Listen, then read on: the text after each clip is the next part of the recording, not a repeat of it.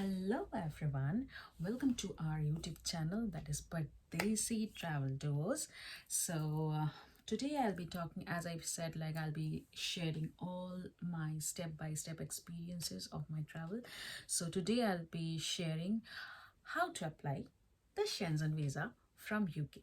If you are not holding a UK passport or a European passport, what are the procedures to apply a Schengen visa from UK?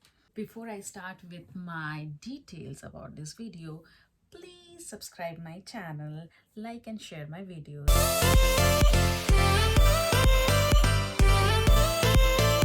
Okay, so coming to the main points, how to apply a Schengen visa, what are the requirements of Schengen visa if you're in UK, and if you are not holding a UK passport or an European passport, what are the details you need to keep in mind, and what are the details you'll be asked by the visa office to provide if you want to travel Europe. So coming to the point, the organization that helps us to get the visa from the embassy and to talk to the embassy is the TLS contact service in UK. So if you don't know what is TLS contact service, let me tell you, as we have VFS Global in India, which helps us to get our visa done. In the same way, in UK we have the TLS contact service. There are 3 branches of TLS contact service, that is in Edinburgh, Manchester and London. So I went to London office as I stay in London and I got my visa from there. So now, first point, I'll start with the requirements for Schengen. The first point, the requirement for Schengen, as we are not the residents of UK or Europe, we have the UK residency permit. So your UK residency permit should be valid for 3 months from the day you return from Europe, any countries of Europe. So your residency permit should be valid for at least 3 months. Now, if you have recently moved to London or any other place in UK, you should have completed at least 3 months before applying for the Schengen. If you are 2 months, you will not get the Schengen. So that is one of the rule, that you should have completed 3 months of your residence here before applying for the Schengen. Third, your passport should be valid for 6 months from the day you exit any other Europe country. Your passport should be valid for 6 months. Moreover, your passport should have at least 2 blank pages in it, because when you will go to a country from UK, they will be stamping your passport, that is, well, the immigration there, and then when again you come back to UK, you will again have your passport getting stamped. So your passport should have at least 2 blank pages so that it completes the criteria of applying Schengen visa. The Schengen photograph, the passport size photograph for Schengen is different. So it should not be older than 3 months, and it has a certain size criteria which you will get the details while applying for the Schengen, some 35, 45 or 35, 25, something like that. So you don't need to keep on in mind. You can go to any of the studios and where they click photos for Schengen. You can just say like you are applying for Schengen, and they'll do with all the requirements, like clear background, a white background, your ears should be visible, both the ears should be visible in the photograph. These are the criteria you need to follow for the photographs.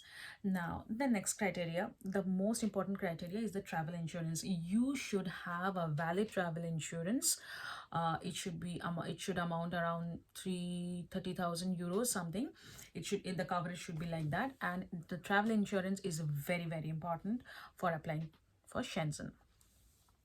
Now the basic important thing, like I applied the visa from France, because as I said, like France gives the maximum period for your Schengen. So no matter if you want to go to Norway or if you want to go to Sweden, you can apply for France, because in Schengen there are some 30 countries which cover the Schengen, and you can easily have any visa for any of the countries, and you can travel to the other countries. So I applied for France because I thought like I'll get more number of days, but due to this COVID situation, I just only got 3 months validity for my visa.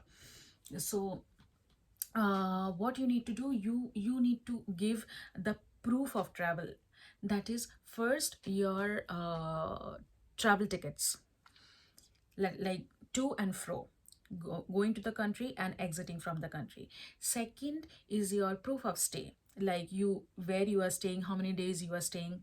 And a third is your finances. So before going to the finances, I would say that the tickets that I talked about, like you have to provide the hotel booking, you have to provide the to and fro tickets, at the entry and the exit from the country. They basically see the exit from the country. So what they think is like you are just showing them that you need the visa but you won't be traveling.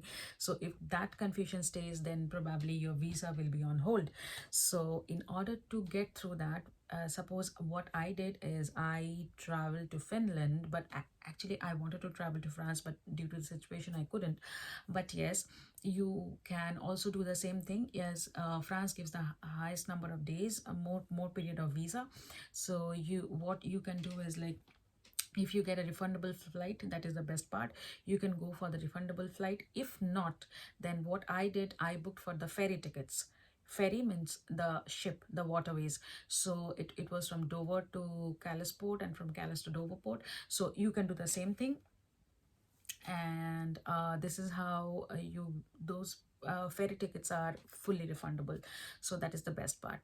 And for the hotel bookings, any hotel which is a pay at hotel, you can book for that, and you will get the booking confirmation which you can show at the tailor's contact service.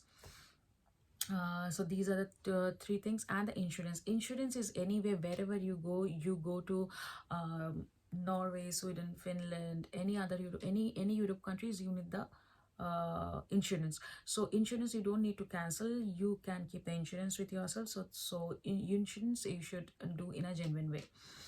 And coming to the finances now. For the finances, they ask for your bank statement, like 3 months bank statement. And then they ask for the pay slips. And we already have the BRP card, as I'm an UK, like I came here as a inter company transfer, so I have the BRP permit. So those three things. Finances, exactly they calculate, like suppose you need on per day basis, if it is like some 100 euros or 200 euros, they calculate like that. And if you are staying for some 5 days, then you should have at least, after all the expenses, you should have at least 1,000 euros in your account. So in that way they calculate. And how you should have enough fund to travel. So that is how they calculate your pay slips. And the bank statement is very important. Now coming down to the families who has a kid, you need to carry a letter from the school who are studying here, the UK kids. For the students who are the international students, you should have a cover letter.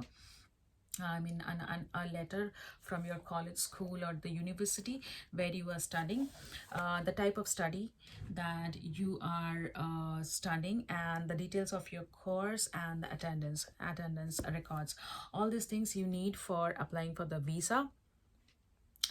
And also probably the finances also, you need to show to them that how you'll be surviving there if you are traveling. The cost of the visa that we paid for France, we got around paid around £100, and which is around 10,000 INR in Indian money. So that's what we paid. Yeah, it's a bit costly, but that's how it works. Now who are married, please carry your marriage certificates. They may ask for it. Me and my friend, we both are not married, so we didn't have this headache. But for your benefits, do carry the marriage certificates with you, because of course they'll ask for it.